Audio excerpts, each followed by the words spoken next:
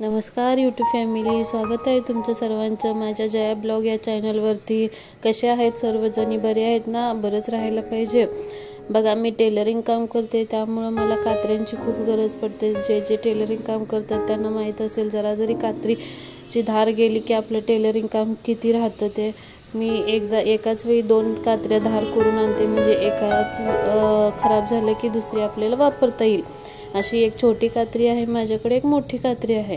आमच्या सांगलीमध्ये शिकलगार म्हणायचे फेमस आहेत, मी त्यांच्याकडूनच कात्र्या धार लावून आणते। परत मी ते छोटे मोठे ते येतात सायकलवर, त्यांच्याकडे काय कधी धार लावलं नाही, कारण त्यांच्याकडे लावलं की आपल्या कात्र्या खराब होतात आणि टेलरिंगच्या कामासाठी तर कात्र्या खूप परफेक्ट लागतात। त्यामुळे मी असं, हे बघा त्यांचं दुकान आहे मोठं आणि त्यांच्या मशिनरी किती आहेत बघा कात्र्या धार लावायच्या। मी त्यांच्याकडूनच कात्र्या धार लावून आणते। तुम्ही सांगलीच्या असाल तर शिकलगार यांच्याकडून कात्री धार लावून आणू शकता। मी शिकलगार अशी 2 आहेत, मी जे झाडाच्या खाली एक छोटंसं दुकान आहे त्यांच्याकडूनच लावून आणते। माझे व्हिडिओ आवडल्यास लाईक करा, शेअर करा, सबस्क्राईब करा आणि शेवटपर्यंत व्हिडिओ पहा।